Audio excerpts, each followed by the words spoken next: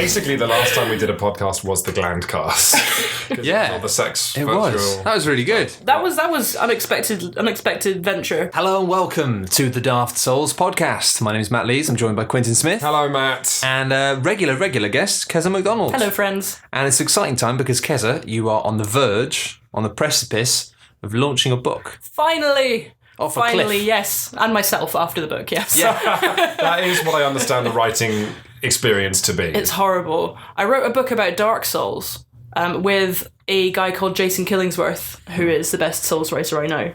So we wrote a book. It's called You Died. So Killingsworth, I know Jason. He's an ex-Edge man. That's right. And yeah, You Died.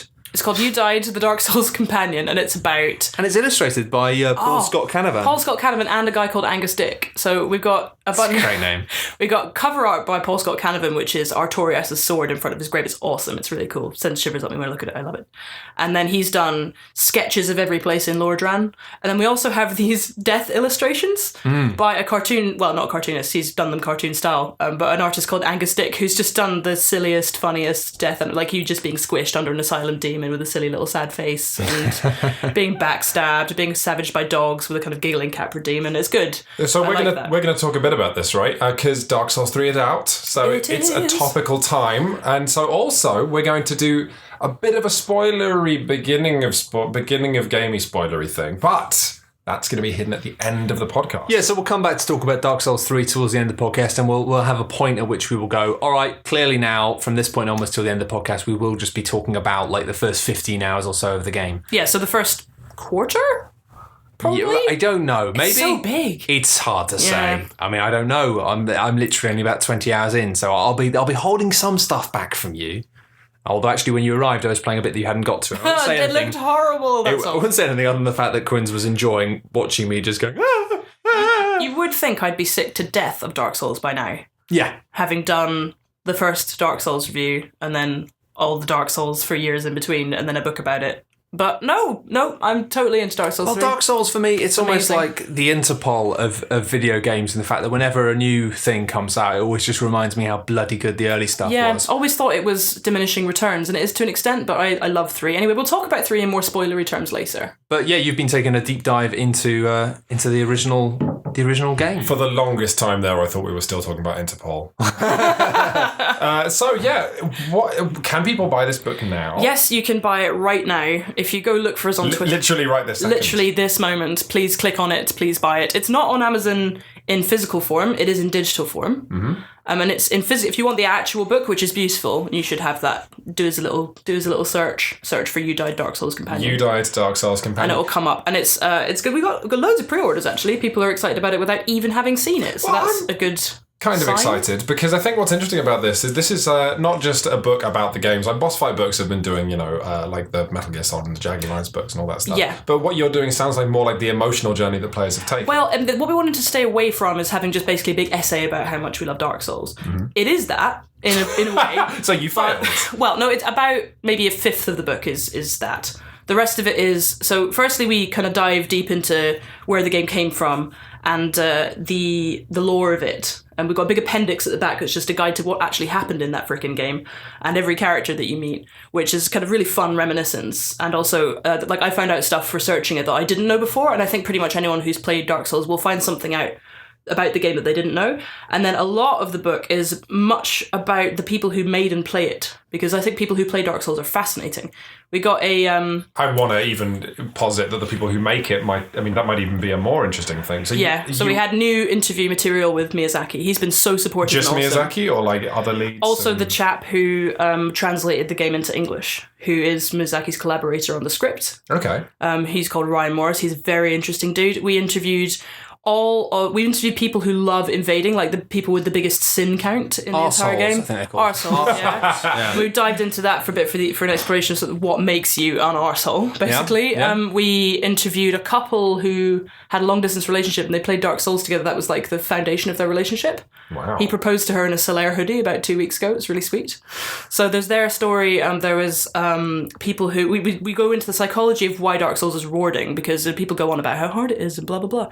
And there's actually a lot more to it than that. Yeah, of course. So we go into the it's psychology. such a trite opinion now that it just makes me angry. Yeah, well, this is it. Especially with like reviews for Dark Souls 3, people going, "Oh, it's hard." It's like, if that's the only thing you have to say about this, exactly, and it's literally the least interesting thing you can say about Dark Souls. So it's 350 pages, like it's big, and it's a mixture of stuff about the game, stuff about the people who play it, observance. We have like a tour of Lordran where Jason, who just writes really beautifully about the place, he kind of goes through and takes you on a thematic tour throughout like every area in order throughout the book that's like scattered, so it sort of grounds you in the game again. But then a lot of it is just sort of contributed stories from people who had experiences in... Think of it like a series of really long articles about interesting stuff that people have done with Dark Souls. Okay. That's like a good half of I think it is. I mean, it's one of those games where before we sat down to do this, I'm always worried about starting talking about Dark Souls because I always just talk about it for about 20 minutes, half an hour. Like, I can't stop myself. Well, I thought I'd said everything I ever wanted to say about Dark Souls. It's kind of a tap that never stops, though, isn't it? This is it. And basically one of the reasons that me and Jason wrote this book is to try and just get it out of our systems because we've been boring people about it for 5 years now. But it turns out there is just kind of an endless... One of the things Jason observes in one of the chapters is that every single time he speaks to someone new about it or watches a stream, he notices some tiny little thing that he'd never seen before in the game. It feels bottomless. It's a weird obsession that it kicks off in people. I remember when I was trying to review it when it first came out. There's a chapter about that. There's a chapter about our hilarious floundering adventures. Yeah, I had a bad time. Chain of pain. Because I had to go on holiday, so actually like I played less of the game than a lot of people who reviewed it, actually, because I just ran out of time. I played it for as much as I could. And just wrote up wrote up about the game in the best way I could. I don't think I got it wrong, to be honest. Like looking back at the review and looking back at the score, I was like, actually at that point, luckily you had got the measure of it and you hadn't just completely fucked it. The IGN review I did was like IGN's pulling power. It was an exclusive. Yeah, sure. I actually did get it slightly wrong because the code that we were playing wasn't finished. Yeah. And some of the stuff that was in that code wasn't in the final game, and some of the stuff that was in that code was just completely sadistic.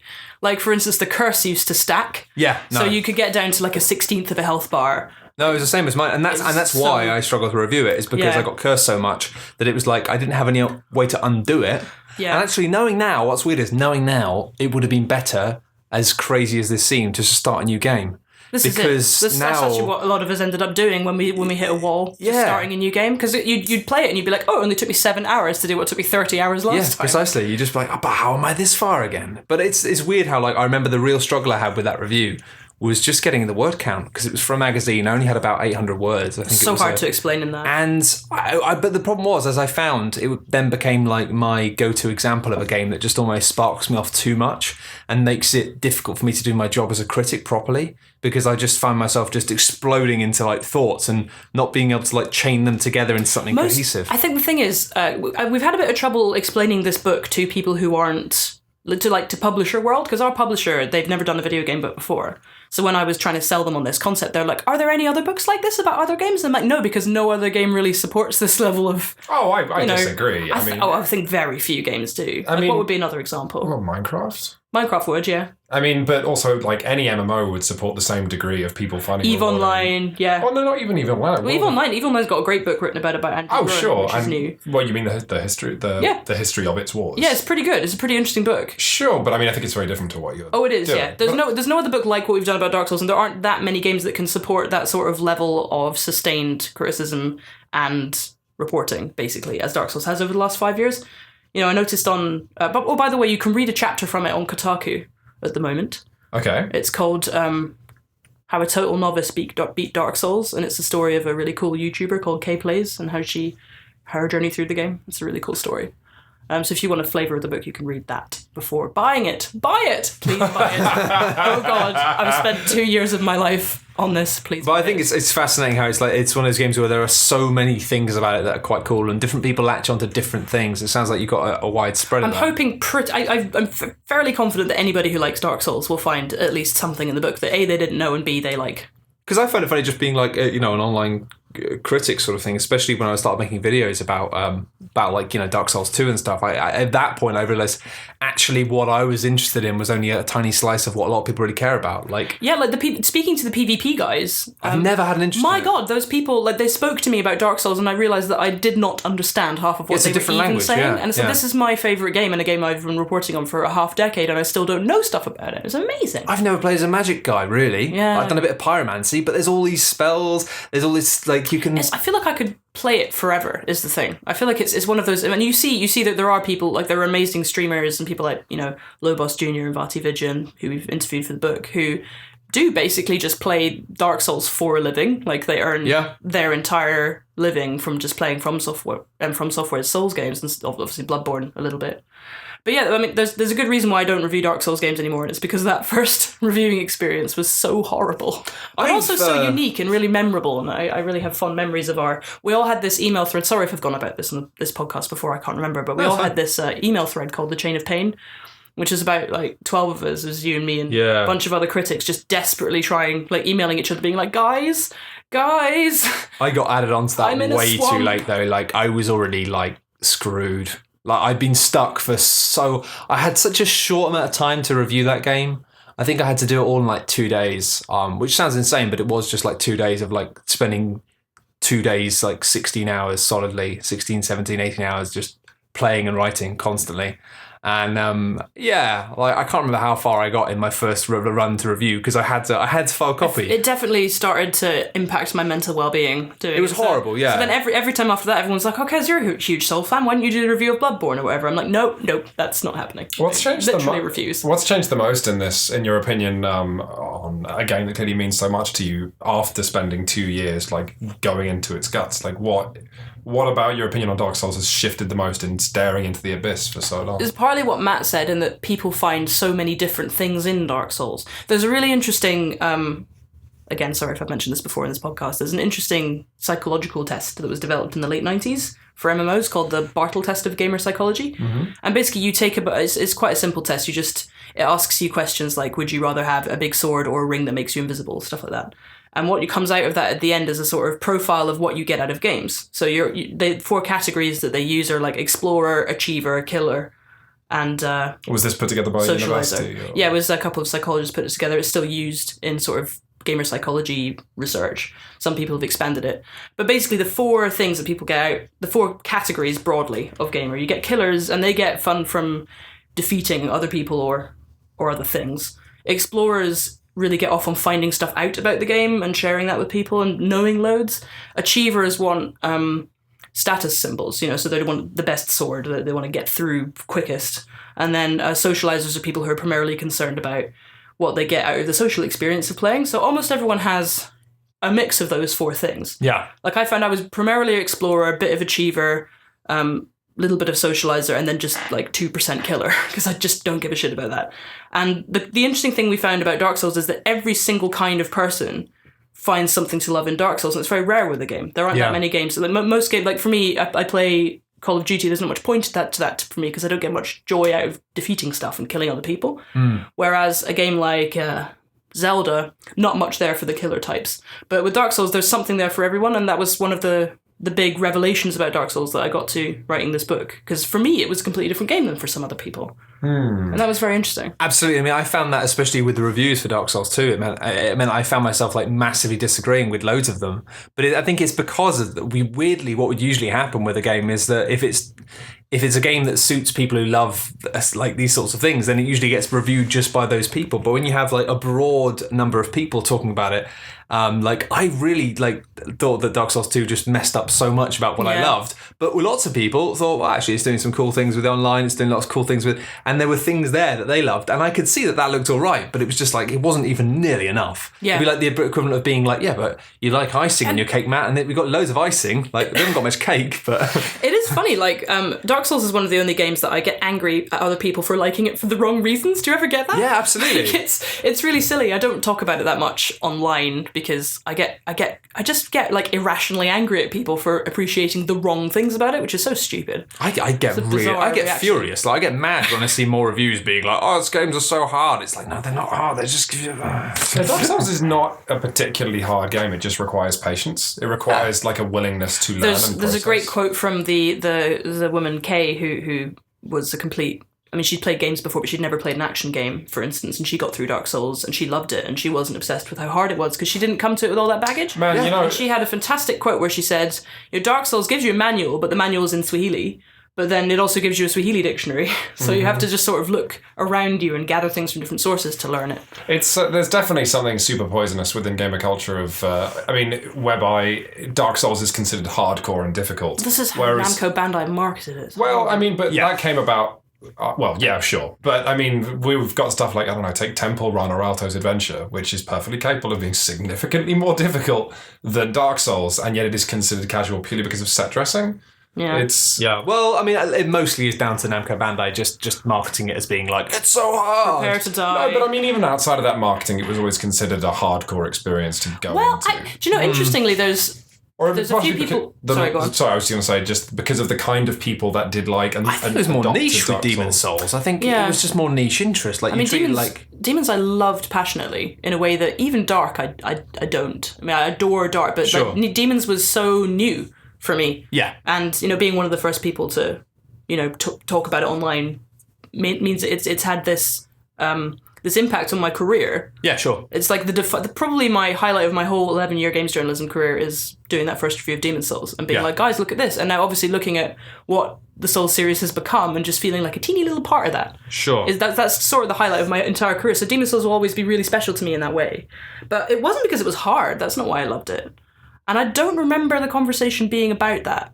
But I might just be, I don't know. I think that Demons has a kind of they've always had a unique experience of encountering a boss and being swatted against the wall and going, what the hell just happened? I think it was funny, though, because I think the conversations about Demon's Souls were more to do with theme than mechanical difficulty. Yeah. It was more that it was like, it was a world full of traps and tricks and like you couldn't trust anything and you had to walk in with a shield because there were things. It wasn't that like, the bosses will take you 20 goes to do. It was more the fact that it was like a cruel world. It was cruelty. I remember seeing the word psychotic a lot in reviews and discussion of Demon's Souls. Cruelty is a good word. Yeah. And I think that's the thing is I think that's why I get annoyed when people say it's hard. It's like, it's not hard. It's just cruel. It's unforgiving. Like it's not willing to just go, you messed that up, so we'll let you off. It's so damned scary. Like, once you start... There are things I learned about the lore. Is it a spoilery to talk about Dark Souls 1 lore? Probably no, not it's by now. fine now, I think. But see the Scaleless, right? That dragon, the dragon who betrayed his brethren. His whole backstory is so messed up. Like, he sends those guys with the 6 eyes, the channelers, with the tridents. Those dudes have 6 eyes because Seath can't see. And he sent them out throughout Lordran to kidnap maidens so he could do horrible experiments on them. Got hobbies. And those weird, like, octopus things that you find in the archives, those were once maidens. Yeah. And it's super messed up. And then the crystal golems were, like, a device that he constructed out of magic to imprison the maidens. And, like, you don't know any of this when you play it. I didn't know any of it until I started researching this. But once you know that, there's also one of the quest lines... I can't remember what her name is, the woman from the Way of White. If you manage to rescue her, she goes and prays at the chapel in Undead Burg. And if you turn around, you just see a channeler just standing there at the top, just looking at her. And if you leave it long enough, she just goes, she's gone. And then you can find her again in the archives, like half transformed and whole. It's just so messed up. It's messed up. Like the storytelling in it, we don't need to talk about Dark Souls storytelling. We all know, like, it doesn't really tell the story. It's there, but you have to look for it. But I remember reading that and just being like, I feel so much better about having murdered Seath now.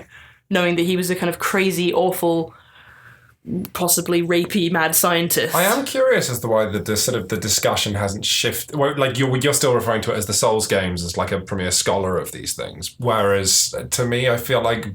I mean, I don't know. Why hasn't the conversation shifted more towards Bloodborne being the pinnacle of this form? I don't think Bloodborne is quite the pinnacle of that. I mean, it is. It's really, really good, but it's. I mean, Bloodborne's kind of a separate thing almost. It's so like within the greater. No, that's completely correct. I'm talking from I mean, Bloodborne. Like, I've literally I was been talking immersed to in Matt this. I about said the this. same thing, and it is like if you Quentin's drink right, yeah. wine, but I don't know. At the same time, I think if you appreciate The themes are very different. games and craft, Yeah, but I mean, the storytelling techniques and the combat is different and the themes are different, but the structure of the combat and the structure of the storytelling is identical. I still think Dark Souls 1 is very slightly better than Bloodborne, but it would be a close call. But I think they offer different things. Like Bloodborne actually is... I didn't connect quite so much with the stories it was telling because the horror thing didn't really... Sure, I mean, I guess what excites me is that we've got Miyazaki, who's just like an author, like he's extremely good at what he does, right? And then he proves then with Bloodborne that he has like other stories to tell. And I wish that he said in an interview recently that he would love to do a sci-fi game. Yeah. And so I guess I get kind of heartbroken when people who love Dark Souls is like, oh, this is great, the Souls game's great. It's like, no, encourage that man to do the next thing. I am very excited about Dark Souls ending, I've got to say. Like, yeah. They had a 5-year, in my opinion, I'm not 100% sure on this, but I get the impression they had a 5-year deal with Namco Bandai and it was a Souls game every single year. Yeah. Because we had Souls, Prepare to Die Edition, Souls 2, Scholar of the First Sin, and now Souls 3 all basically within 5 years. Mm-hmm. So I reckon, and then obviously Miyazaki was just making Bloodborne basically for fun on the side. And I feel like they need to stop with Souls. Now, Miyazaki was sick of it after Souls 1, although Souls 3 suggests that he has a lot of affection for it. But they need to stop with Souls now, and they just need to let that man make other cool stuff. I think Bloodborne was awesome, especially in terms of like I'm currently working on a thing about Bloodborne's narrative design, but like Souls was great, but it was really messy, and there's so much actually I think in Bloodborne which is refined. It's more focused actually, isn't it? It's hugely focused in every way, and I think that's again why lots of people wrote it off, because it was the fact that you couldn't have the mad scope that you can in Dark Souls of being like you can be a nimble thief or a caster. But so much of what's attached to Dark Souls is just gum. It's just nonsense that doesn't. Mostly to do with your status screen. I mean, the amount of stuff you do not know in the game never teaches. And also, there's just like it's trying to tell us. I do feel like Bloodborne is a much more focused game, but that's good and bad. Like that's. Yeah, when I want to play Bloodborne, I play Bloodborne. When I want to play Souls, I play Souls. I don't feel like they have to be necessarily in competition with one No, not at all. I just think it was one of those things where I feel like in building, I get what Quinns is saying. I think upon building on the Souls world, because it has so much bloody baggage and it has so many things that they put in, like in terms of like so many countries and so many places, all these different warriors from different places and trying to fill in the backstory for all these massive things. It's very weighty and it's like a big ship that's hard to move around and do anything fast and fun with. Where Bloodborne does this great thing of just telling the story of a city and telling a very complicated story of a city. But all of the factions, all of the characters, all of the enemy designs, all of the world designs are all tied into this one singular aim. And it shows, I think. There's also not quite so much in Bloodborne that you can't possibly see on one playthrough. Like Dark Souls 1, there was so much that I didn't see, and I've played that game like 4 times. I played it to completion once and to various other states of near completion 3 or 4 times. Yeah. And there's so much that I never saw, which makes it kind of hard to... I mean, the thing with Bloodborne is if you know what you're doing and you're paying attention, you can see all probably 60 to 80% of that game in one playthrough, whereas with Souls, it's more like... It's more to do with the fact that, like, I mean, this is like literally just saying stuff. I'm working on the video at the moment, but it's the thing about Souls it does really well is it's all just tone and theme and all of the little stories with the little characters that you probably will miss because they are like subtle and you've got to do the right thing at the right time. But really, all of these stories are like almost self-contained stories that have mostly no relevance to the story that you're involved in Dark Souls. Yeah, but thematically, they're all like they all. Yeah, I mean, there's just so many amazing stories in Dark Souls that you would never know were there. Whereas the difference is in Bloodborne, you've got all these little characters doing these things, and but it's all in the one. It's all relevant to like, even if it seems tangential, it's like a bit more thematically all over the place. But it's all. They're all pieces that help you put together a jigsaw. And I just found that the difference was when I played Dark Souls, I had no fucking idea what was going on at all the first run through. And I didn't mind, but it wasn't until years of later of having read things, having watched videos. Now I love the story in Dark Souls, but to be honest, for a long time I didn't even know there was one. If I'm being honest, I just was like, kill the man with a fire. I was largely the same with and Dark that's Souls. fine. But it's when I started finding out it was the Artorias. Because there's very few quest lines in Dark Souls that I figured out all by myself without watching a video, reading a wiki, talking to someone else, etc. But the only one I felt like I understood for myself was Artorias' quest line. And what I thought I'd figured out for myself was, so when you encounter Artorias, he's big, he was one of the knights of the king of Lordran, and he basically tried to save the world. He was a noble guy and he tried to stop the dark. And so he figured out a way to get into the abyss and try and stop whatever was down there. And he went there with Sif, who is his great wolf buddy. And when you see him, because the Dark Souls DLC pulls you way into the past, to the beginning of the Encroachment of the Dark. So when you see Artorias, he's been, he just failed. He's a failed hero, and he's like horribly corrupted by the dark, and he's all kind of warped, and it's really disturbing to look at. But I noticed that his arm was dead, and I figured out that he'd used his last strength, basically, to cast a crystal barrier spell to save Sif the wolf.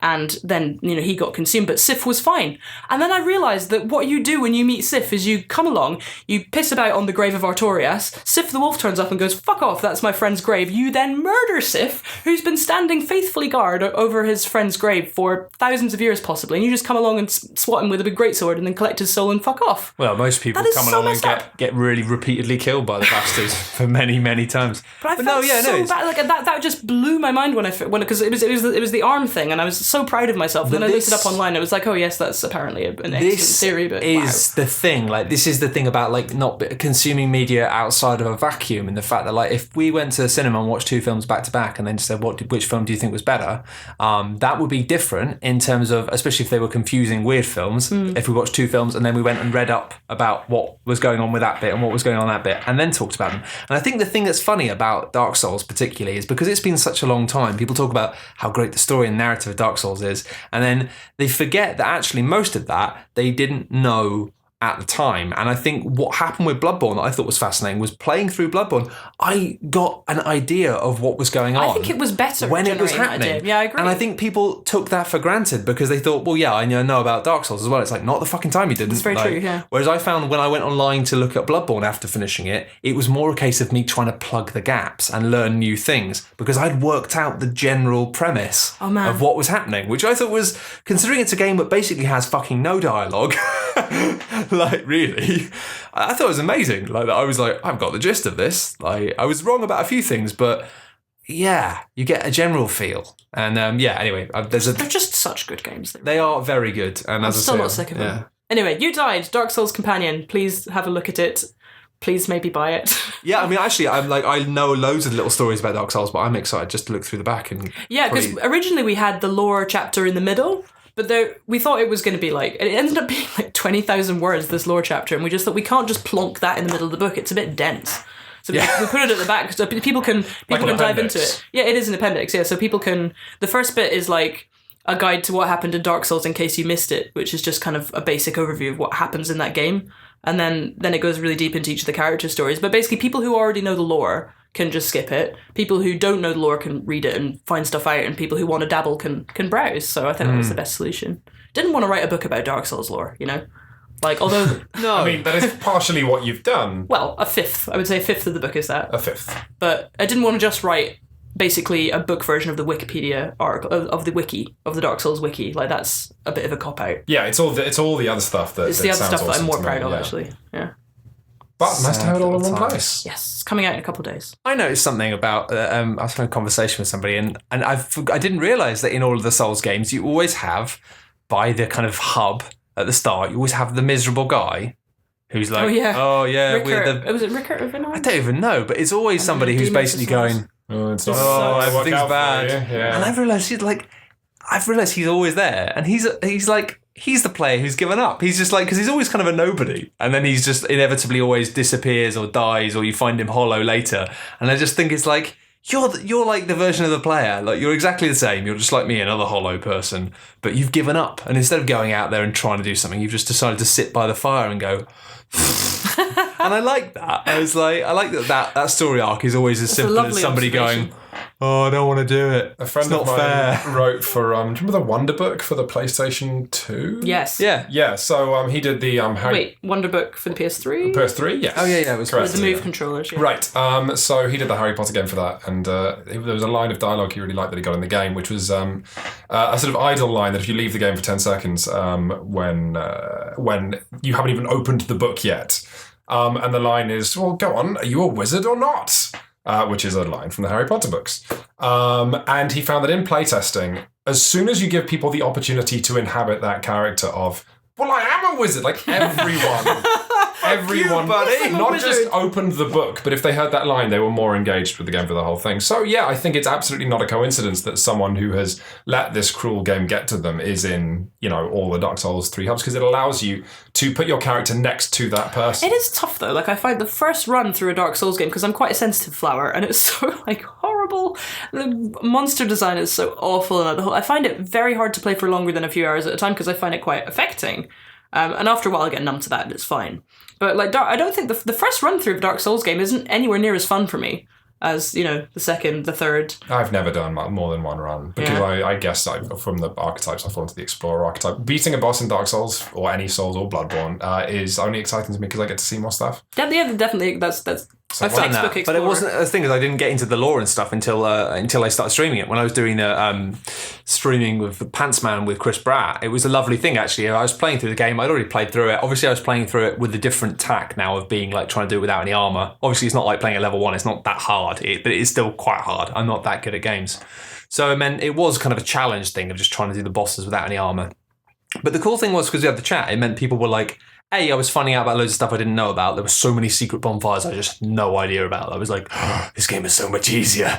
But also people were talking about the areas, and that was when I started to find out about stuff like Analondo, which is just, that just went from being like an area I thought was okay to being my favourite area. I mean, the Anor Londo illusion. Yeah. I did not know about Dark Sun Gwendolyn or the Anor Londo illusion until literally 6 months ago. Yeah. It's a whole part of that game that I'd never Giant ever seen. golden city. Incredible. That isn't golden. It's just a spell. It's all a spell. It's just a spell, Amazing. and then you do a thing, and then it's gone. And A thing that you may never do. dark A as thing that you hell, never ever do. And all of the sunshine's gone, and everything looks horrible. And again, it's just that consistent thematic thing of everything's dead, you are too, there's no hope, that's it. And the thematic thing, which I didn't get for a long time, of being everything that's it's like fool's gold almost. The things that look really dark and nasty and unpleasant and untrustworthy might be fine. The things that look gold and shiny and pristine and good, not. Always bad. I like that it's the mimic chests. Well, yeah, I like Night Lautrec, just being having all these characters and I like that reversal of being what's good and what's bad. And I mean, that is fun, even though that's also a frustration of the fact that there's something weird about the fact with Dark Souls, for example, someone can explain the story to me and I still won't really, because it's so you're not dead, but then You fire. totally will. Once and you there's read this stuff book, about you will fire. understand it. You will finally understand it, I promise. But I can never remember. It's like reverse negatives. It's is it good to be undead? Is it good to put the fire out or to keep it lit? I can't remember because it's all a bit where did the fire come from? Was it? It doesn't good? help you are literally playing someone who is not undead but not alive. Yeah. No, you are undead, you're just not hollow. Oh, okay. Of course, My yeah. bad. Of course. This is what I mean. It's where's the line drawn? Is it bad to be undead? So, do you want to? Should we just do a really brief? Should we do a 30-second I'm summary? going to read the book. Let's do a 30-second Okay. summary. 30-second summary. There was fire. Everything was fine. Fire started going out. All the people who had parts of the fire got upset and freaked out and tried to restore the fire, and all they did was fuck things up more. Humanity started getting this undead curse, which meant that some people just didn't die, they just kept coming back. Over time, they'd die so often that they'd go mad. And one of the themes of Dark Souls is about how there are fates worse than death, and one of the fates worse than death. And then basically the light is going out, the darkness is encroaching, you're at the last little flickers of the flame, and... But then it's is the fire... Oh, that was 28 seconds! Yes! Nice. Nailed it. But then it's is the fire actually fire or is it magical fire? No, the fire is light, and life it's fire. That's the thing. It's more you're thinking Is it the concept of fire? No, it's you're thinking a like literal D&D, actual Matt. fire. It's a literal fire that existed in the kiln of the first. Actually, I think that's what I struggle with is because Dark Souls uses actual things and then adds layers of theme to it that I'm but is it what yeah. It doesn't matter. It doesn't matter. No, it's all made up, Well said.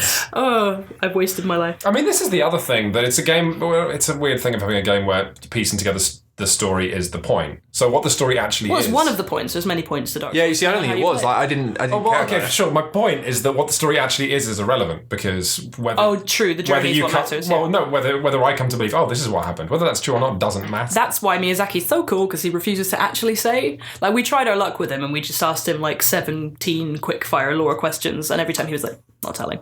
No, not telling. He didn't know. He's made it all up. There does He exist. just wrote it on napkins. There does exist a Dark Souls Bible that he wrote.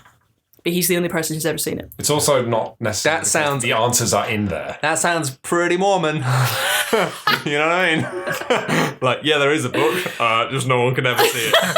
Like, come on. He's got it. He said he'd be embarrassed to show it because it reveals too much about him. I've heard that one. Yeah, I've heard that one before as well. Yeah, that's true. Of, I kind of love Miyazaki. One of the things I was talking to him about was this couple who got married, who Dark Souls was the foundation of their relationship, and he just looked sad for a bit and went, "Why is it the Dark Souls hasn't gotten me married?" Oh god, yeah. I was like, "Oh, Miyazaki-san, I'm sure there are loads of people Because who'd you love to work marry in a you." Japanese office in a very high position. Yes, exactly. And you never don't get have to go any time, home. and you never get to meet any women because you work in a Japanese game developer. I think he's probably rarely sees women. Like, if you think about it, if you're working in a developer of any country, but especially in Japan. Well, there's a bit of motivation for Japanese games development to diversify. If any unmarried, if any unmarried female Souls fans are really looking to snag This a is husband, going in a direction I don't feel Miyazaki is comfortable apparently with. open Listen, all I'm to saying your advances. it's the is only all I'm way. saying. It's the only way you're going to get to look at that Bible if it exists. If it To exists. get very, very close to him. The ultimate heist. Imagine if you opened it and it was like, Screen grabs of that you know, on Reddit. you sleep with him and you go into his attic and you find it, you open it, and it's like children's scroll of like, there was a man and there was just a dragon. various The dragon was various metaphor. screenshots of Star Wars with "this was cool." Oh god, next to, yeah, like every other game Bible. like a scrapbook Yeah. with like cut up D&D manuals and stuff. Yeah. They do a good job. And yeah, I think it's just that it's amazing they managed to take lots of trite stuff and make it actually not. Especially I found that a lot with Bloodborne. I think lots of people wrote it off as being like just horror Cthulhu stuff. It's like, no, it takes the source material and actually like does some interesting things. I've also with thought it. as well, because you know what it's like with video games. I've very, very often thought over the past 5 years, is it just quite generic and I'm reading loads into it because I want it to be better than it is? Which kind of, I feel like maybe is the case sometimes with games. Generic is a bad word for it. I mean, like Matt and I are playing But in I don't think so. Just to... But no, I think generic is a bad word. I mean, like Matt and I play in a pen and paper role-playing group on Fridays. Because we're cool. That is a very cool Friday evening thing dudes. too. It's okay, we've got cool fiancés, so now we can do this without panicking.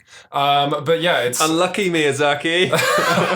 But it is interesting because the setting we play is called Torchbearer, and it's I think Lucas Crane, but it's It's written by a Swedish guy who essentially says, "Hey, dungeons and going into dungeons is intrinsically cool. It's just." It is handled often the wrong way, and Dark Souls handles it the same way as Torchbearer does. Guess what? Going into a cave with a torch full of monsters is intrinsically exciting, and if it's not, then something is just getting lost. But along the also way. intrinsically a bad idea. I'm just trying Like- to imagine trying to persuade my partner to play pen and paper role-playing games with me. Like, he would just be like, there'd absolutely nothing I could do or say that would it's fine. persuade him that was Just a cool do thing what to I do. Just don't.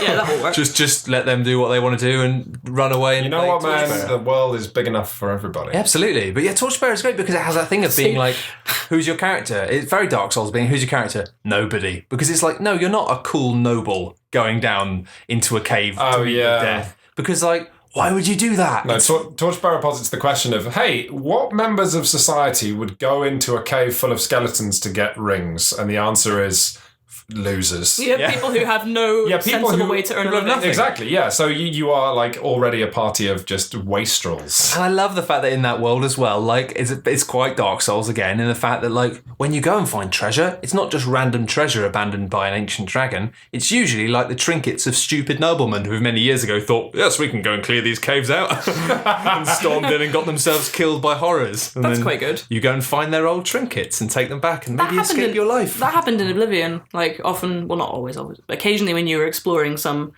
dungeon or wherever, you would find a specific piece of equipment that you'd read about in a book that belonged to, I don't know, Jack the Brave. you'd be like, oh, that's that from that thing. That was. Can I ask a question about pen and paper role playing as a person who doesn't have any friends who would tolerate it? Let's go. Except presumably you guys. Is it basically like acting? No. Well, okay, so it's a genre, and it can be. Like, can you act? Yes. If you want to, yeah. I mean, pen and paper Does everyone hate you if you do that? It depends on the group. I mean, the thing you need to understand is that it's not actually, and this is that for years I've been saying that pen and paper role playing is the most interesting thing in gaming that no one is writing about, because it is not just like any one thing. It is in fact an entire genre. When you ask me, like, it is the equivalent of you asking me, is it all fighting games on the PS2? And it's like, man, there yeah. is literally everything. If you want to act, get a group of people who want to act. If you just want to solve problems, because my only experience of pen and paper role playing comes from Community. Oh yeah, the TV series. I mean, it can which be apparently people hate, like that depiction of D&D. But I think it looks it's fun. a fantastic. I think that makes it look fun. Community's depiction of D&D. It was written by a dude who really played D&D. God, I need to find nerdier friends. I think it's. I mean, basically, it's all down to rule of thumb and house rules and stuff. But generally speaking, you can have a thing of if you're having a conversation with a character, you can, if you want, act it out, or you can say, I'm going to say to them this, like, and you can just do it as if like you're kind of. My character asks him where the gold is. But you tend to end up like when we do it, like you switch between. Usually, if it's a conversation you're not that engaged in, you say, I'm going to ask them where the nearest thing is, or I'm going to ask them where this is. But every now and then you get into it and you have like a simple conversation, which is you not putting on a voice and getting all thespian, but you are just speaking directly. I would like to because you're there. Yeah, and that's the thing, you can do what you like. And I think as long as you find that, it's like with most things, as long as you find the group that fits what you want, it's fine. If you find a group that doesn't fit what you want, it can be hellish. I mean, that's the case with all table games. Yeah, pretty much any. But there can be no acting. You can just get out your graph paper and your set square and your miniatures, and like D&D 3rd edition or 4th, maybe just essentially turned it into a tactical miniatures game partially inspired by World of Warcraft. And that edition exists if that's what you want to do, at which point you're basically playing the most hardcore like XCOM tactics game that you've ever played. Every time I've tried to play board games with people at my house, we've just ended up drinking and getting bored and stopping. Well, did you know that England with its alcoholic culture is trailing behind every other country in Europe in terms of uptake on board games? That's very interesting. Literally every single country. Fascinating correlation. Yeah, it's bizarre. This really always happens whenever I have people around. As well. I think it's booze, and I think it's also the fact that English people don't like to try new things. I think don't like to make fools of ourselves. I think we're very nervous about appearing foolish. And also appearing like we don't As understand something, yeah. Yeah, did you know that is something that quite annoys me about British culture, is we're a bit like, shit, about everything.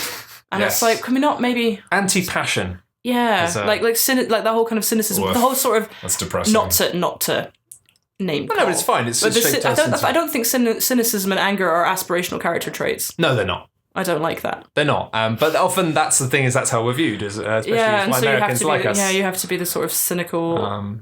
But you don't, and I think it's one of those things where it's kind of shaped who we are in the way. I think growing up in a place where everyone's inherently cynical and everyone's inherently like, oh, you care about things, do you? It's not like that in Scotland, you know. Yeah, but you go. It's a little bit different in Scotland. It was like that for me in the north of England, and it was fine. But it meant I went through a few years of being like, no, I don't care about anything. Don't be stupid. Let's have a pint. But then it's kind of like it stays in you, and after a while, it's kind of nice to just go, no, fuck you, I do really care.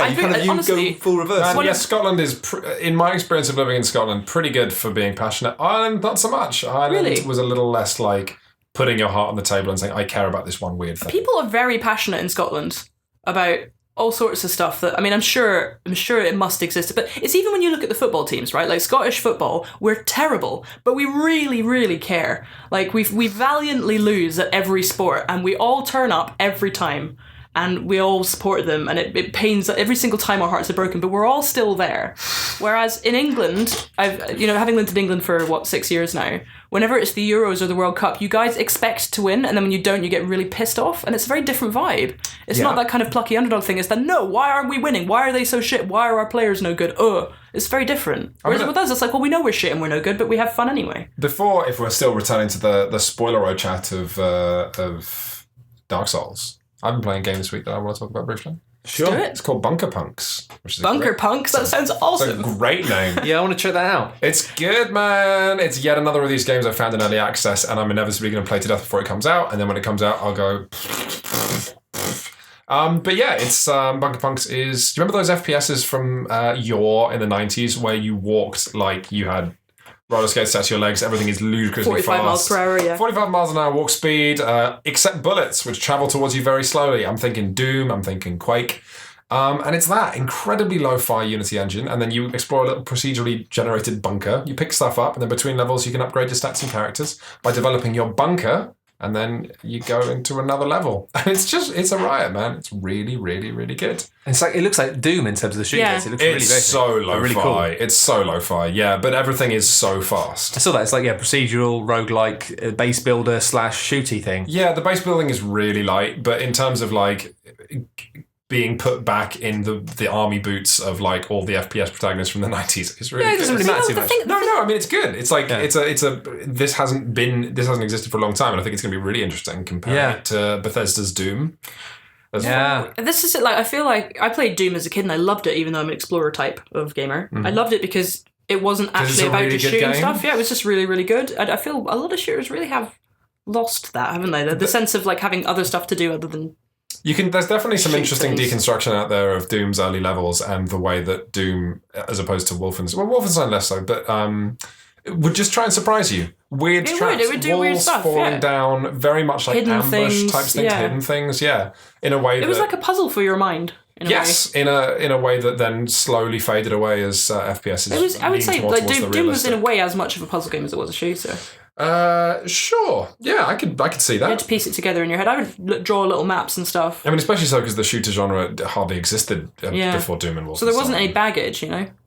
I feel like it would be nice to play a game where you have a gun, but that's not necessarily what it's about. Oh, yeah. No, I think... man, you played Snatcher as a... I played Snatcher when I was about 21. Okay, so here's the thing. Here's a great bit of video games trivia. So Snatcher was Kojima's Blade Runner game, basically. It was mostly an exploration game of walking around, going to different places. Matt's reading questions, but he'll love this story. You're going to get into this. So you explore locations. You're looking for robots. Robots disguised as humans. And 99% of the game is walking around. It's like... I don't know. It's an adventure game, right? You go to a place, you ask a question, you look for evidence, you find a chess piece, you wander, you go to a bar, you ask a friend. But, like, when you actually do find a robot, it turns into a shooting game. And suddenly you have to control the pad and shoot the robot. And there are vanishingly few instances of that. So you're a detective who, like a real detective, almost never draws their gun. And then when they do, it's over like that. That's what I wanted LA Noire to be. Me too, man. But here's the thing. One of the Saturn edition of Junker was compatible with a light gun. Meaning, you played Snatcher with a light gun on your hip or next to you that's so cool. for the entire thing, and then when a robot showed up, you quickly had to draw the light gun and point it at the screen and shoot someone. I'm going to play that. I'm going to find it and play it. Towards the late Mega Drive, I started to have like occasional games magazines, and I remember they always had like walkthroughs that would always be like the whole game walkthrough in the mag. Yeah. And I see the people who had to write those. Yeah. But I remember because also the great thing is you'd have loads of screenshots, and so it would always be like it was on the Mega CD. It's the equivalent of watching YouTube playthroughs. Yeah, it was. 90s, right? I really wanted it. The difference was, I think, that in those ways, when people watch YouTube playthroughs of games, often that sates them. Often that feels like, I don't need to play that now. Where it was totally opposite. Yeah. You just fantasize about these games. When I got my first job on a magazine, we had guys in the office who were still doing those mag walkthroughs and taking screenshots every 5 minutes, and then just really and stitching them together. You got a lot of good freelance money for doing those guides because they took forever. And it was like 15 to 20 pages of a magazine. Not fun. Nope. Everyone else in my entire office, apart from me, had to start off on Power Station or wherever Tips magazine it was. I was the only person in my whole office who hadn't started out as a tips writer. Have I ever written tips? I don't know if I have. I feel like we should have run that gauntlet. You know, older games journalists pretty much all ran the gauntlet of having to be a fucking tips writer. I guess my new Street Fighter podcast is it's panicked tips. Yeah, I'm sure you've done a piece which has been tips about board games. Just they've always had a bit of a twist. Really? Like tips. But Don't be a jerk to your friends. But like a full walkthrough, like a proper start to end walkthrough of a game, I did one ever. Well, I used to, enough. When GameFAQs was a thing way back in the day, it was A, godsend, but B, I could never get over who was doing it for no reason. Would you do this? Why? Just for fun. People still do it now in the age of YouTube. Don't let them know, because then the facts will stop appearing. Oh yeah, great work. Facts, people. I genuinely... Keep on fucking. Those fact people saved me so many times as a kid. Keep on facking. Keep on fucking. Keep on fucking on. Matt, we have some questions, right? Yeah, we're going to do some, rather than going to the usual reservoir of questions, which we will be lounging in next time, we're going to do a couple of questions about Dark Souls. Which have you hand-picked? Not exactly. I'm going to just go through. We'll keep them short, shall we? Yeah, we'll keep them short. So we'll go for this one. We'll start off with Matthew Postema. We can't fully answer these questions about Dark Souls 3, by the way, because we haven't completed it.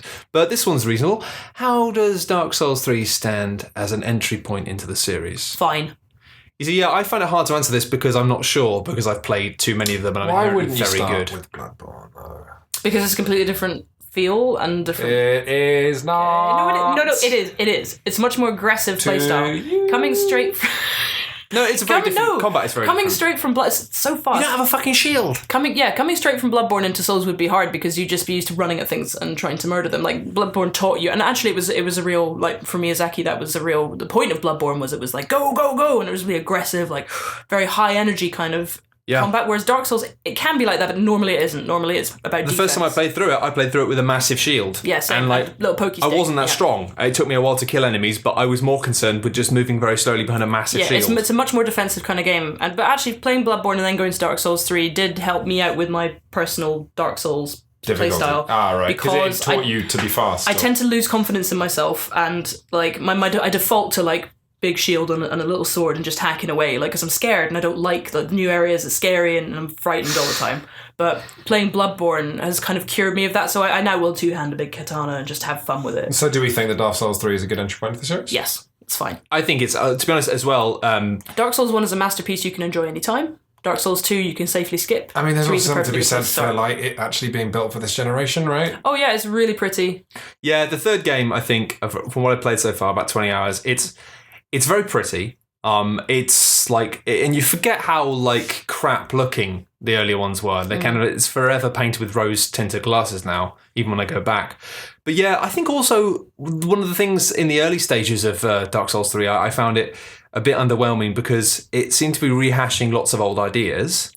Yeah. Which, if you've never played a Dark Souls game before, really good. Souls game, fine. This will all be new things. I think that might actually have been intentional. Like, I've noticed that it starts off quite linear, Dark Souls 3. It definitely was intentional. And then it suddenly starts branching out. And I think that's actually quite clever, because originally I had the same reaction as you when I played it at preview. I thought, oh, there's a lot of reused assets from Bloodborne, a lot of reused ideas here. And then about... for me, 10 hours, so 10 to 20 hours in, I would say, it starts branching out and it starts getting ambitious. I honestly think that it's an intentional, like, have you not played this before? Here's how this works. It's almost for fans, it feels like a bit of a fake out of being like, it's more of the same, it's another Dark Souls 2. I think you just start feeling a bit confident as well. Like, when you get to the point where branches out, you're like, no, this is cool. And it's easy as well to begin with. Definitely, it's a lot of the first few hours of the game are...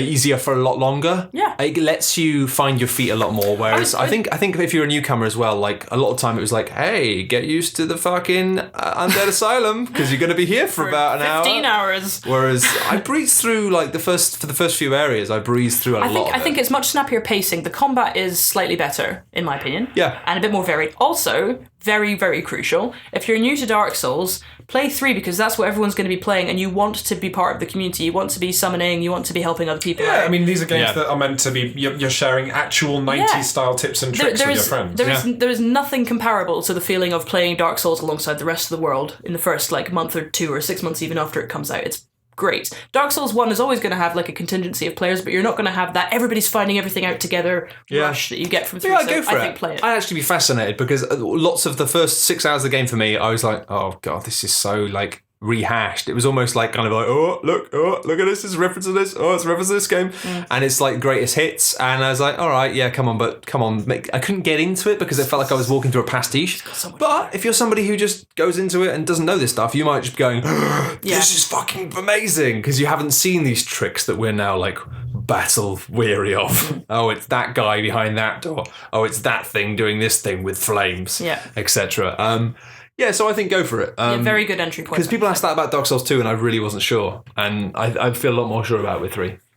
How does magic... Oops, sorry. I'm just reading out. Tiny Pineapple Man asks, how does magic play as opposed to strength or dexterity melee? I always want to play a mage, but it never... Oh, Matt has rolled mouse wheels. It never feels like it did in Demon Souls. He asks. Magic, I can't really say it was better because I only played a little bit with magic. But in Dark Souls the first and then Dark Souls the second, I actually abandoned after 30 hours because I just wasn't really feeling it. But magic in 3 is super fun. I've got a kind of concurrent magic build going on. Like, I'm a dex build. I love being fast and hitting things hard. But magic, I used to think magic was like, forgive my sexist language, but I used to think it was like pussying out because you could stay at range a lot. Sure. But actually, it's just giving you an extra tool to use. And magic is very cool in I think, especially some situations. in Demon Souls and to an extent Dark Souls, a lot of the bosses, like you could kind of cheap them. There was often and actually some of them. I remember Flame Lurker as well. Like it was. Oh my god, fucking Flame Lurker. He was such a horrible boss that a lot of people did just go, you know what? I'm just going to cheese this and stand behind this, and they get stuck. I cheesed Nito first time around. Fair enough. I just couldn't be bothered to do it properly because I tried 4 or 5 times and I was just like, and I ended up like great soul arrowing him from the other end of the room and it was totally fine. Yeah. No problem. I like this question. I'm curious to know what you guys think. Immaculate Sandwich, probably not his real name, asks, are there any callbacks to Dark Souls 1 and 2 and would you consider them worthwhile or fan service? That's a really good... I mean...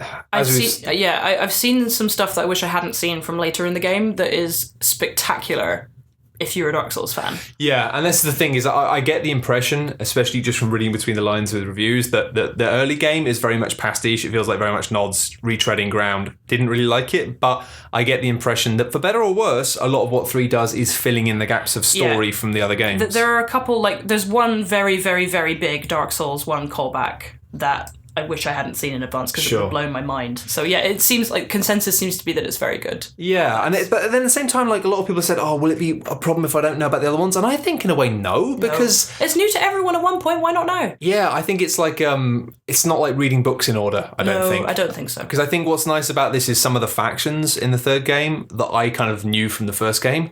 It had this thing of when I met these characters, I went, okay, you're one of these people, which means you are inherently evil. Yeah. And I know that. But if you don't know that, then this will be a fun way to learn that. I almost wish I'd never played a Dark Souls game before so I could play 3 fresh. Yeah, because it would be great. I think like some of the surprises, because a lot of it is just like, there's that kind of fun fantasy thing of having characters who just reappear all the time and do the same thing in every game, and it doesn't matter where you see them first. Luke Summerhaze asks, how much of Bloodborne's DNA do you feel has seeped through? The combat style is quite a bit more aggressive. Not as fast as Bloodborne, but quite a bit more aggressive. Than 2. Than 2 and then 1. I think I've had to unlearn that, because I think I went into it like as a Bloodborne player. I could see that when you were playing. Smashing skulls. Yeah. And I've had to really ease off that because often I'm like, oh man, this is so hard. And it's like, maybe use the shield. But it's more aggressive than 1. It's faster, definitely. But a little bit. I would say a little bit. Not. I don't know if that's just the way we play it though. Maybe. We've been changed by the blood. But the cool thing about Dark Souls 3's weapon skills. So now I was going to say every single individual weapon now has a new weapon skill. Hazel Kim asks, how do you like the player versus player in Dark Souls 3 this time? I'm having fun with the weapon arts personally. I'm not a huge PvP person. I think this will make me more likely to learn it than any other one. So what are the weapon arts? So essentially every single weapon and shield has its own little thing that you can do on the R2 button. Okay. On the L2 button. Some of the weapons in Dark Souls and Demons had that, right? No. It's like a modifier. Yeah, so you know how you got your R1 attack, your normal attack, and your R2 attack, which is a heavy attack, and then with your shield, what you usually do is press parry, right? When you press L2, it will parry. Now you have some shields that parry, but some shields that allow you to, whilst using the shield, instead of parrying, use your weapon art. And your weapon art is something which will activate if you don't have a shield, normally. So, or if you've got your two-handed. So you've got a katana, right? Mm-hmm. Your katana does swishy down, swishy up, swishy side on your normal attacks, but then when you press the weapon arts button, you'll go into a different stance where you're holding it above your head and you can do much more responsive swirling strike. So it really is going to come to life in PvP because there's things, I'm a thief build, so quick step is usually, my weapons tend to have quick step, but I'm also learning how to use dual scimitars, and it's so much more fun than dual wielding in the previous 2 Dark Souls games. And just the idea of turning up in someone's world and turning them with sword and shield and then just switching to double scimitars and carving them up into pieces is really exciting to me. Yeah, it's fascinating. And in fact, it's just one thing by just basically making it so that instead of it just being like, that's the parry button, and if you're not parrying, what would it do usually? No one before? Was it just a punch or something? Yes, I can't remember. Basically, by now it means every weapon type, and it isn't like every single weapon has one, but every different weapon type has these different abilities. And Hang on. This as far as our previous question of DNA from Bloodborne seeping in, this sounds extremely similar to the trick weapon stuff in Bloodborne. No, sort of, but not really. It doesn't really change it. And that's the thing is they do. Okay, I got thrown off by Kaza saying you take on a different stance with the katana, which sounds identical.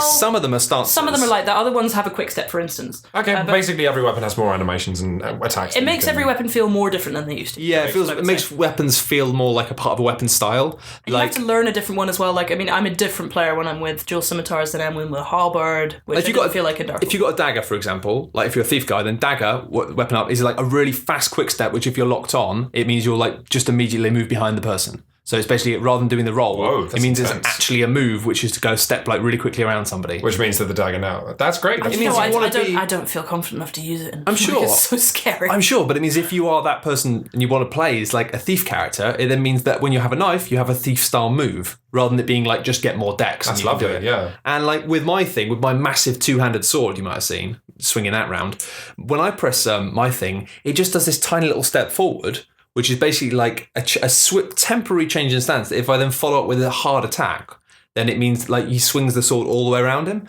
So it's not even a move. It's basically like a start of a combo, which allows me to then just like clear the room, basically. It just opens up the combat a bit. And some of them with big hammers and stuff, it does this thing where it just boosts your poise for a second. Basically, I think it makes it more like you do this thing for a second, then for a few seconds, you're harder to knock down and more likely to knock people down. It's like kind of like almost like, you know, you're Gimli or something being like, I've got a big hammer, you're not gonna I mean, that's what you want if you're holding the hammer, probably. Precisely. Right? So it's not just about that. It's I did have a really good time a couple of days ago. I was going through one of the early areas. I like to help people out. It's how I get over that Dark Souls is scary and awful, is I like to just go help other people out. And that way you learn the area without like losing souls, without like all this kind of stress of playing it by yourself. You learn the area by helping other people through it. And also, there's no reason to ever need to farm in any Dark Souls game, because instead of farming, go help someone. Because if you beat the boss with them, or even just explore with them, you will earn loads more souls than you would by farming, and it's really fun. And the other day, I was with this guy, and I was just helping him through kind of an early swampy area, and we got invaded 4 times. 4 different people invaded us, and we kicked all of their asses. And we ended up rinsing this entire area. And every time a new person came in, we would just be doing that kind of, what is it pose? It's like, come on, you know how many of you we've killed today? And, he would like do fake outs. And I would, my special technique that I developed without speaking to this guy was that I'd start out with like a big shield and a sword, and I'd like circle around really conservatively. So he'd be like, oh, well, she's not a danger, I'll go for him. Then switch to the double scimitar, carve, so fun. And we got through the whole area together, and then we got to the boss, and I died halfway through, which was sad. But those are my only PvP experiences so far, is just helping other people out to get rid of. And actually, one change which I really like is the fact that now, rather than being like having humanity to be unhollowed, you have a little like ember which makes you flamey or something. Still not quite got the thematic stuff of the. No, I don't ember. care. It's fine. I'll work it out later. I'm really interested by it. I'll read it up afterwards. Yeah, probably. I'm going to give the game a fair chance to tell me. So I'm trying to avoid lore while I'm playing now, to be like, no, come on, do your job. Let's see how I'm interested. But anyway, it does the thing basically now where you can't be invaded by people unless you're basically got your humanity. So it means That was the case before. You can't summon people, but you can't be invaded. But you can still. That was the case before with humanity. You could only be invaded or summoned when you had humanity, when you were human. Yes, but I think now, I'm not sure if this was the case before. Could you still summon in red phantoms when you weren't human? Yes, there was an item that did it. No, because now you actually get the things in the area. Maybe they did that in 2 as well. I think anyway, they designed it for PvP, so you can, when you want to fight, you can just ask, basically, rather than it happening. But I think what they've done is they've kind of helped, they've got more offline phantoms now. Because I think in 2 there weren't many like AI things that were red phantoms. God. And there's loads more of them in 3. Oh, they're horrible. And they're really hard, Actually, they have made me appreciate how different and varied the combat is now. There's one specific bit that I got to recently where you can go up the stairs or down the stairs. Up the stairs, NPC Red Phantom. Down the stairs, NPC Red Phantom. And the one down the stairs is a thief, and the one up the stairs is a barbarian, and they're massively different playstyles. You see, I missed this. Because the thing is, really you don't get this unless you're in an area with your ember, with your humanity. And it means it's this weird thing. If they're not up there unless you've used it. Oh, that's and using it gives you more health. And you get quite a lot of them. So you kind of always have this tendency to be like, oh, maybe I should use one because I've got more health. But then you never know when it's going to mean, because lots of the areas have them, and it's just the worst when you're walking through an area and it's like, phantoms come, and you're like, oh, not now, and it's your fault because you got greedy, you want the extra health, you want the extra security. So it's like, I find myself sometimes, because, and this is follows on to a question I'll answer in a second, because you don't have like collectible health items anymore. It's back to the old Estus flask of like when your flask is empty, that's it. You can't like grind for more flask. You've just got however much you've got. But you can get all your health back by using one of the embers, basically. Oh my god, I had that. So you'd be like, I've run out of juice, but I'll use an ember. I was in the early bit. What's it? Not the Undead Parish, but obviously Lothric. So very very early in the game, the whole High Wall of Lothric. It's a big castle basically. That's not a spoiler. And it is literally the first place you go. It's fine, yeah. And I ran out of Estus, but I hadn't found the boss, and I hadn't found another bonfire, and I was like, I am not going back to the bonfire. I've killed everything. I'm not going back. I refuse.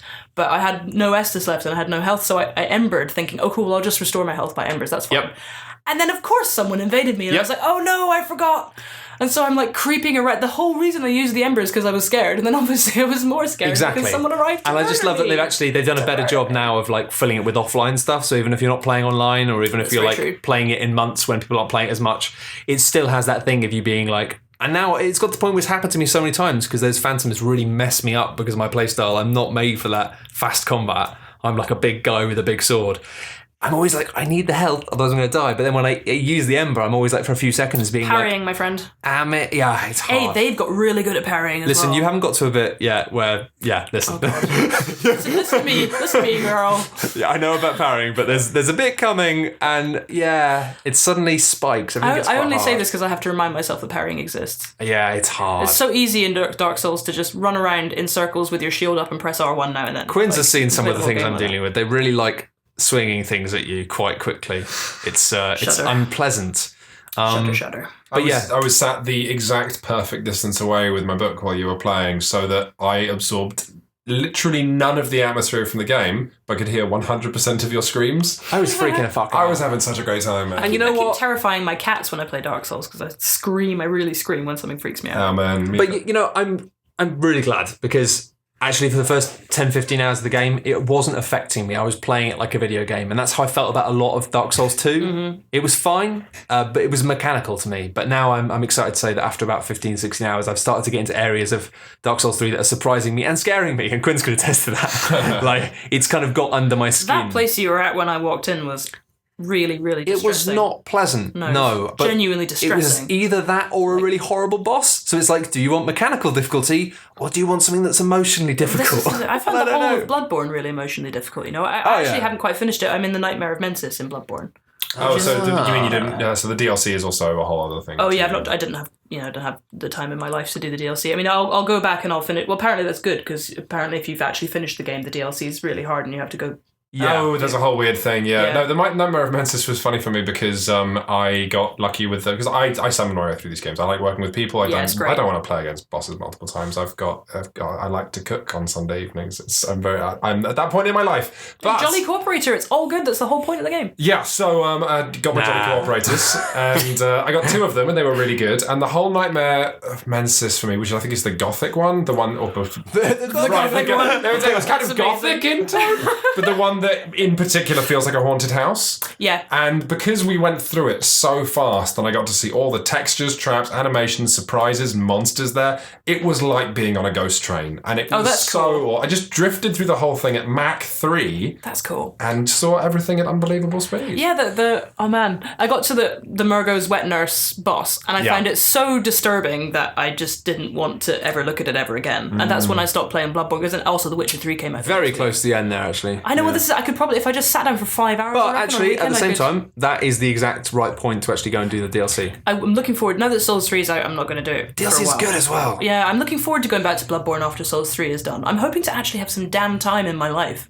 Just any time would be good. Oh man, I should make a Souls-related sort of revelation, or like, what's the word when you admit something? An admission. There you go. An amnesty. Confession. Confession. I've played Demons, Dark Souls 2, and Bloodborne, and every single one, I've got to the last boss and put the pad down and had no desire to finish it because I played those games so much to see what's around the corner, and I don't need to see the ending cutscene. I did that with Demons, and I actually did it with Dark. Like when the review build, I got up to Ornstein and Smough and they were borderline impossible in the review build. I think one person in the entire world did them.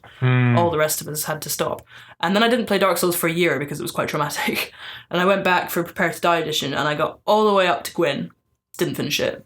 lost that save for some reason. It was on a work PS3 or whatever, and then I had to go through again. So actually, only the third time I played Dark Souls did I finish it. I get a thing, and especially with bosses like Gwyn, particularly. Fuck Gwyn. So I annoying. know, I like them. And there was a boss in the Bloodborne DLC, which is kind of a one-on-one with a similar thing, and I get really into them. And I think it's like personal, right?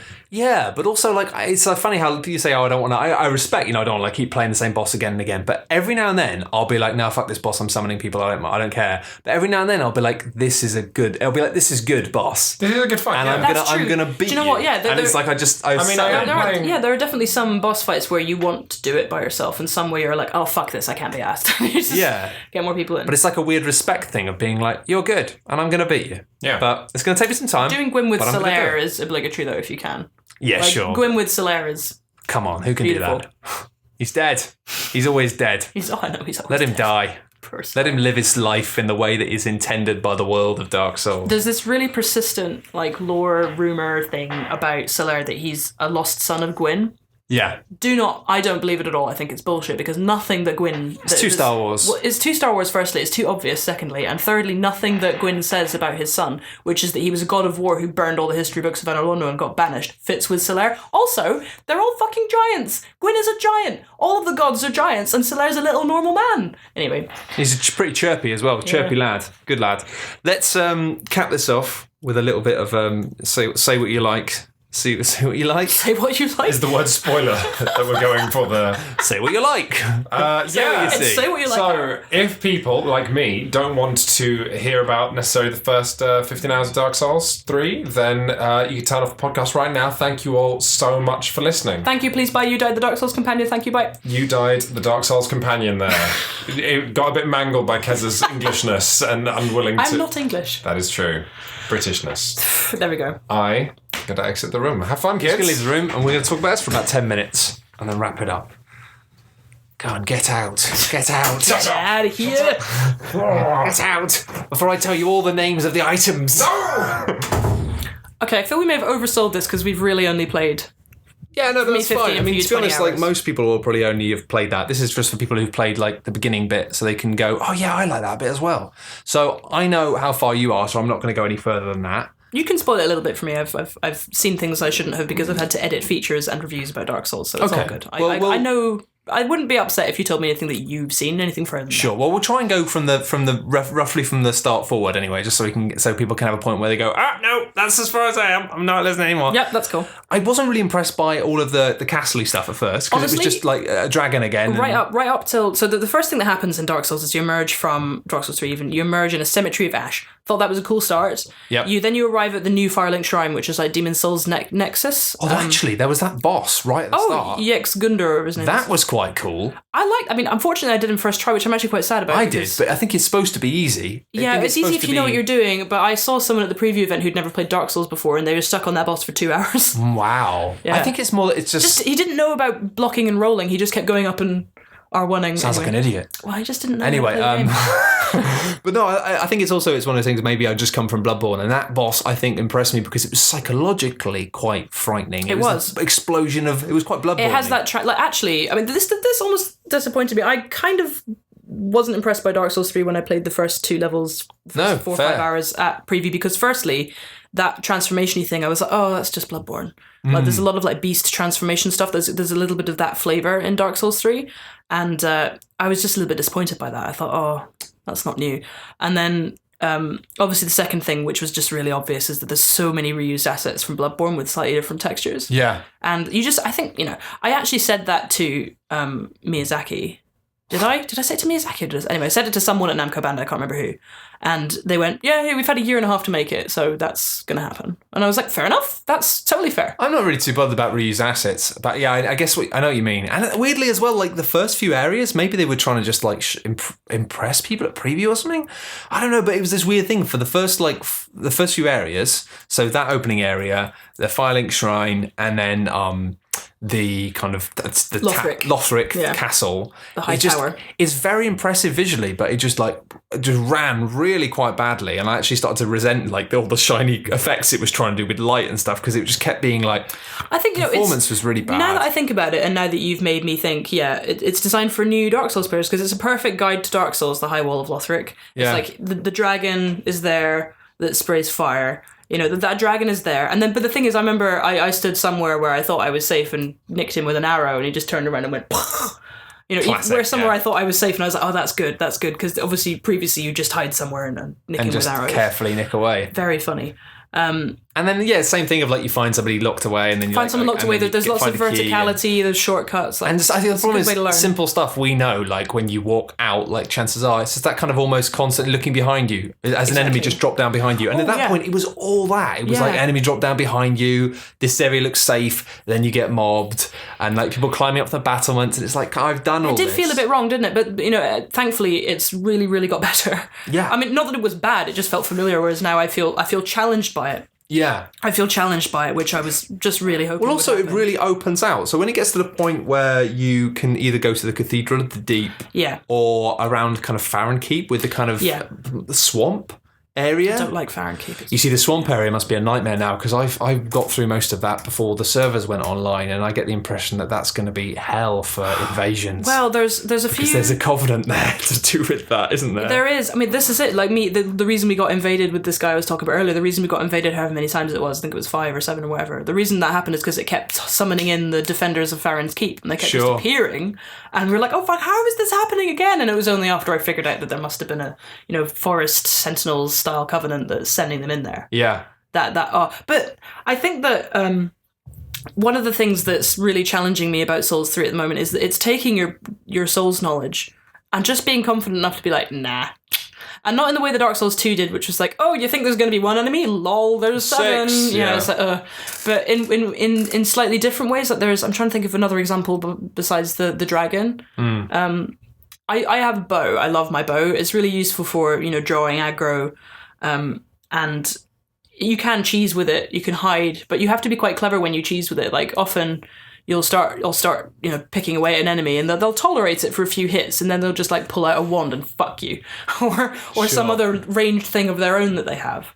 And it also it's almost like it gives you spots where you can cheese when it knows you might need them, but then when it really wants you to face up, it'll just give you no option. Like, well, I've found that no place consistently to hide. actually, that it's the pacing in terms of difficulty has been really interesting, and I found it way too easy to begin with. But I just felt like an extended kind of honeymoon period, like rather than just being like, here's how I play the game, now you're in. Also, I felt like the whole Lothric bit was just like kind of like learning it. And initially I was a bit really concerned in terms of simple things, like there was a bit of environmental storytelling in the fact that they had like this big fat knight wearing red and in a room with like hundreds of dead knights wearing blue, and I thought, they must have fought each other, and so I tried to drag him off towards the blue knights in the hope that the knights would fight. And when that didn't happen, they were all on the same team. I was like, oh, that's a shame. I was like, but I've realised now there are some enemies will fight each other, right? Some of that stuff, which is great, because actually what I'm really enjoying about it now is it isn't just a simple thing of you need to get through these things and kill all the enemies and then get to the next bit and get the bonfire. A lot of the time, it is actually a question of fight or flight. And there's a few areas where it's like, it doesn't actually make sense to fight. Lothric teaches you that. There are places in that area. I think if you're a new Dark Souls player, you'd try several times to kill, for instance, that big bastard in the red. You try lots of times, and before realising that you could just bypass him. And also there's quite a few cleverly positioned areas in Lothric Castle where there's like one of those knights that will fuck you up if you don't know what you're doing. Mm-hmm. One of the ones that can parry and that will...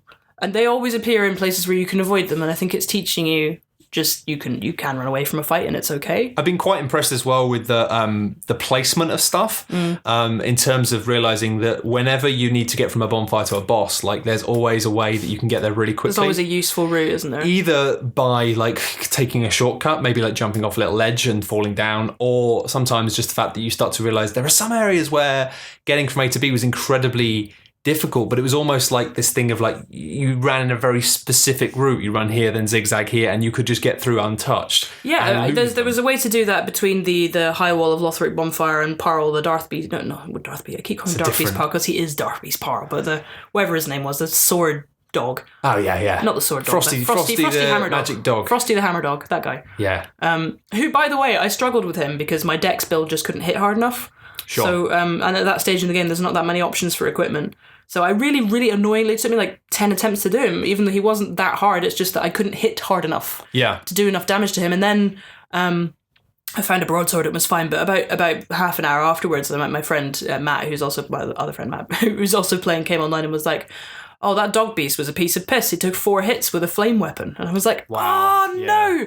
Yeah, no, and it's so annoying. Again, though, actually, in a weird way, for the first time, like, I've been quite impressed by the fact that, A, it's giving you, like, tons of these gems really early in the game, and just letting you experiment. You can experiment with upgrading weapons. Because you guys got, like, 4 or 5 gems. You're like, all right, well, I can have, like, you can play around with it. It's not like, oh, you've got it wrong. And there is actually at the moment a dearth of Titanite, which is the stuff you need to upgrade your weapons. Yeah, but there's always, that's always the thing of, like, making you make those choices to a degree. But at least it's like with the elemental stuff, it means you can dabble and start to get a feel of what the elements actually do and what works and you can actually use different weapons. It gives you 3 slots for weapons now on each hand, and obviously if you're a thief build, you can't really equip them all because your equip load becomes too high. But nonetheless, it gives you 3 options, and especially in PvP, that's going to, when people have really high level characters who can have loads of equip load, that's going to be really cool because they'll be able to switch fighting styles instantly. And you won't know what's coming. Mm-hmm. That's going to be awesome. Yeah, but it's I've been really impressed with a lot of the level design. In fact, there's an area which is slightly ahead of where you are, where really cool area, but it's just suddenly like full of really dangerous enemies. But you realise they're kind of patrolling around, and it's this nice thing of being like, oh, actually, like you don't need to fight them. They patrol around. They have like. Aggro range is quite decent, but they stop chasing you quite quickly. And so it's this thing of actually, you end up having this mad thing of just madly running through and just trying to just avoid. But then it's this lovely thing if you're just running, and then there's more ahead, and then they're after you, and you're just running and dodging and just trying to. And it actually reminds me, it's weird how there's a bit early on, which was one of the sections where I was still like, oh, I don't know about this, where it's very Resi 4 in terms of tone and theme. Oh, I think I know that, but it's Cathedral of the Deep, right? It's on the way to there, and it's like outside. It's all like in the graveyard with and it's like this is like Resi 4 and dogs, like crazy villagers, fires, and I was like, okay, but it didn't click. Whereas what I'm loving is this area now is actually like, oh, this is like the spirit of Resi 4 of me just like running ahead and turning a corner and being like, fuck, that's a new thing, and oh god, it's doing this to me. Okay, but run. They're following me. And you're just having to just keep running, and actually having those moments of just running and opening, because it's got so many more shortcuts now in terms of gates to open. It's got that Miyazaki brand of level design that Souls 2 didn't have. Stuff feels like it interlocks. Not the first few areas so much, but certainly where I've got to now, stuff feels like it interlocks really beautifully. There's some weird dead ends, but there's tons of they might not interlocking, be dead ends. And there's stuff that might not be dead ends. There's also the fact that I found, in terms of exploration, at the point where I started to get into it was when I realised that if I felt a bit stuck, rather than grinding, I'd just go back to an area I've been to before and found that, I never went over there because there was a single enemy that was a bit too tough. Or help someone out. I've got to say, I don't know, because I know some people are a bit weird about playing Dark Souls in multiplayer, but sure, if you want to do all the bosses by yourself and that's important to you, no problem. Just help other people with bosses you've already done, because it's so much more fun than grinding, and you get to be someone's hero. That's true. Like, if you imagine that, like for me, I always imagine the moment I finally beat Ornstein and Smaug, which all told took me 2 years. Like, because I couldn't do it in the review build. And then when I got to Anor Londo the second time, I just put the pad down. I was like, I just can't bear this, okay? Because we did a 24-hour live stream of Dark Souls 1 on IGN all through the night, and we spent 12 of those hours trying to do Ornstein and Smaug. Like, it was a fucking nightmare. It really was. We couldn't do it. And so I was so kind of apprehensive. And then I just, womaned up, got my broadsword out, my flaming Kalag's Fury sword. Stepped up is a good alternative for that. Yes. I've heard recently. I've been trying to use that step up. Step it up. And I did them first try by myself. Well, Solaire was there, but I did them first try, and I was so happy. And then I spent literally 10 hours just hanging out in Anor Londo, putting my summon sign down, and just being that person, because everyone's got their Ornstein and Smaug. I just like to play it on my own, but that's just me. That's fine. But the thing is that you've got the option of doing that, and that's cool. And I love playing with others, especially helping other people out and being their hero, because there's so many of the stories we got we invited Dark Souls players to send in stories for the book. And the idea was we were going to have a chapter that was people's stories, and we still do have that chapter, but it's quite small now. Because it turns out everyone's Dark Souls stories are kind of the same.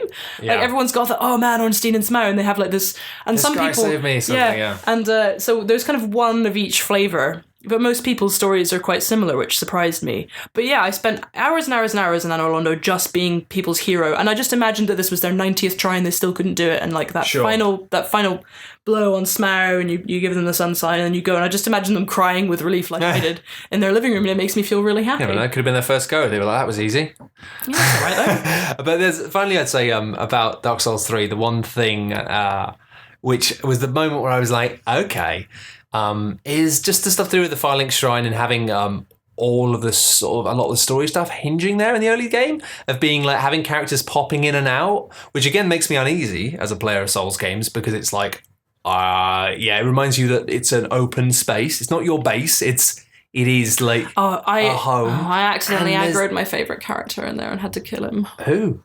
The miserable guy. Which miserable guy? The exile, the deserter. Oh! What's his face? The deserter. What, the guy who's just going, oh, everything's bad? Yeah, I thought he was outside sitting by the graves, and I thought he was a dormant enemy, but he wasn't. I had to kill him. Sorry, did you find the shell person? The shell person? Like the person with the kind of chains and the shell on the back? Oh my god. I love that quest line. I love it. Well, that's the thing is, which way have you gone with it? Because it's very early. There's two ways? Yep. So, hey, that's an interesting thing. So we're spoilery, we can talk about this. Yeah, we can talk about this. So what's his name? He's the pilgrim, Yorwal of Londor. Yeah, so if you don't know about this thing, if you haven't got this far yet, turn off. Okay, so this will be the last thing we talk about. Yeah. But basically, I think it's Yoel or something, Yoel of Londor, I think. Yeah. Now, little weird guy. Yeah. And he's going to help you out, isn't he? So, have you been taking his help? So here's the thing. I have been taking his help. Have you turned into a weird black burnt character? Yes, and he's died also. Yep. And I was like, what the fuck? And I didn't realise these two things were connected. Because basically I had armour on, obviously, and I was doing a naked run to just get to a new bonfire. And then the lady from Londor's come and said, she's hello. Like, awesome. And you're like, what? And she sells you awesome spells. But I didn't notice that I'd been hollowed until I took all my armour off. And I'm like, what? Why am I hollow? Why am I hollow? That's not a mechanic in this game. What's happened? And my partner who's playing at the same time as me, he checked his and he's like, I'm not. My hollowing. And then we found the hollowing stat on the status screen. Yep. So is there another way to do it where you don't take all his... Yep. Oh my god, what happened? So, I don't know. This is the thing, is I know that there are two paths here, and it relates to another character, Anri. Right. Who I believe is always called Anri, but is a man or a woman depending on your gender. Interesting. And basically, I got freaked the fuck out because it's Anri of Solaire. It's Knight Solaire, basically one of the Solaire Knights. Well, knights, yeah. You know what I mean? Basically, I got freaked the fuck out because I thought, this guy looks pretty evil. Maybe he's not evil because Souls does that sometimes. And he kept saying, I can unlock the power in you. And I'm like, this is let me level up for free. I know, right? Sweet. Yeah. So I was doing that. And then he's dead. This woman from Anor Londo turns up and is like, oh, hello, I was his buddy. And I'm like, oh, shit, you're from Anor Londo. That means you're really bad because they're the bad people. And then she was like, oh, yeah, by the way, don't worry about it. You're like, you've got a dark sign. You're going to marry Knight Solaire. You're going to marry Henri. And it's like, we've got our man with them, Horace. And it's like fucking...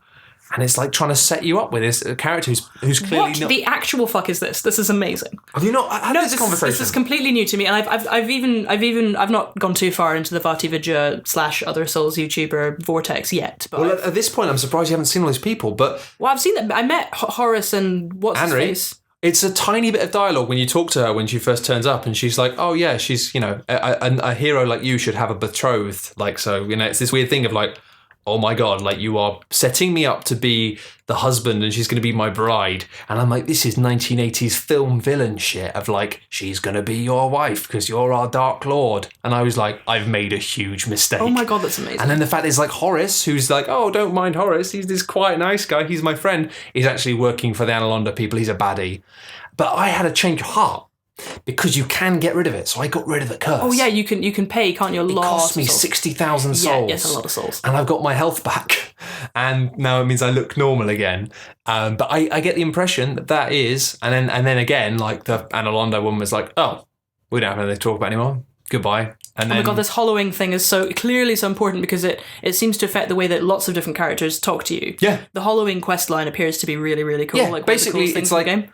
And again, you can either have it or not. You can't do both. Yeah, and this is the thing is what I'm interested in is I want to see it. Well, that's the point where I went, oh, hello, because it done that classic thing of being like, this game actually has good and evil, but in a way you're actually a part of it now. You get to choose, not just at the end. Oh man. This is making me think as well, like what the I really want to know what the relationship between the unkindled, like the ashen ones, is, and because you appear to be an undead, but you're like ashen, which is a different thing. Yeah.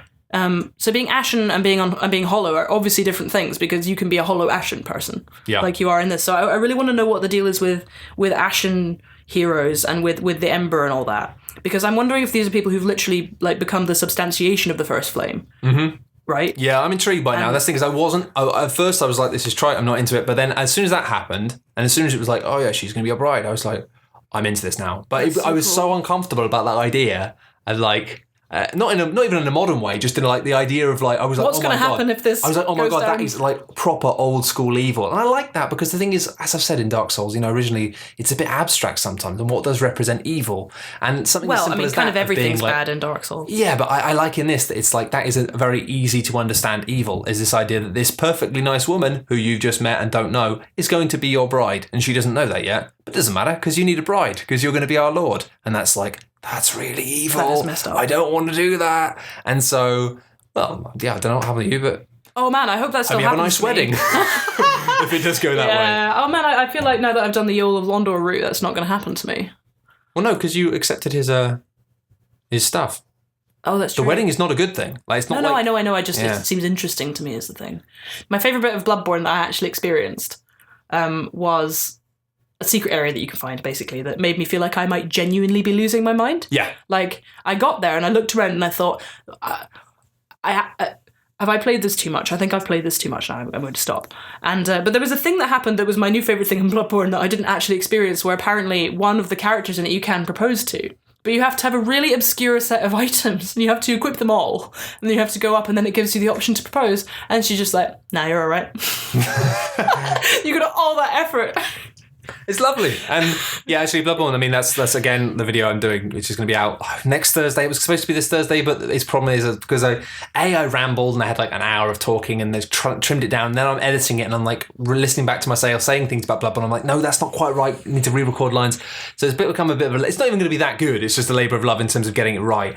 But again, one of the things I love is the fact that when you don't know what's going on in Dark Souls, that doesn't actually affect the game that much. You just carry on. But what's great about Bloodborne is because it is a story about, which ostensibly for a lot of it could be about madness. When you're in a state of not really knowing what the fuck is going on, that is not something that then detaches you from the experience. It's something that actually enhances the experience. That's the most perfect thing about Bloodborne, isn't it? What's going on? Yeah. Like, what the fuck is going on? Yeah, then this is it. And also there's that beautiful correlation between the more insight you gain in the game, the weirder shit gets, and the more insight you gain outside of the game, the weirder shit gets for you as well. Exactly. I just love it. There were genuine moments playing Bloodborne, and this is why I stopped at Nightmare Mentis, where I felt like I might be losing my mind in real life. Those singing brains, man. Oh god, I had nightmares about those. I don't think I've ever been so, I hate this word, but viscerally affected by a game as Bloodborne, because usually horror stuff I just don't play, but because Bloodborne's a Miyazaki game I had to play, even though it deeply distressed me. It is distressing for like a number of reasons. Actually, and it's a very horrible representation of the body and the mind. This is it. It's very body horror for me. That game. There's a lot of pregnancy stuff in Bloodborne that like freaks me the fuck out. Yeah, it's scary. As a woman, it's just horrible nightmare, like worst nightmare stuff. Yeah. And I feel like Miyazaki would be happy that it stressed me to such an extent. You should try and go and finish the DLC though. I will. Because it ties up the themes really, really After Souls 3, because I want to experience that with everyone else. And it does a nice thing in the fact that in the main game of Bloodborne, it doesn't do such a good job of like having the dreams actually represent, like they were kind of a bit hodgepodge, whereas it does a nice thing in DLC if it's all in a nightmare, but it actually does some like interesting stuff with storytelling in terms of like unreliable narrator, interesting pacing and direction. And it's like, I structurally, when I looked at it afterwards, I was like, that was really clever, even though I didn't notice it at the time. I was like, just having things that aren't quite what they seem, where you think, hang on, was that actually like that? Because it's like recounting things that happened, but you're like, was that like that, or is that just being changed to be like that in this dream because it's like symbolic? Oh, that's cool. And they're really subtle stuff. But yeah, we can talk about that. Can't wait. Looking forward to it. Anyway, thanks very much for listening to this. We've gone on rambly time. Thanks for listening to the podcast. Thank you. Now it's only people who didn't care about spoilers for Dark Souls. Yeah. So hope you're enjoying the game. Yeah, if you're still around, please buy my book. Buy Kez's book. We'll see you next week. Bye-bye. Bye.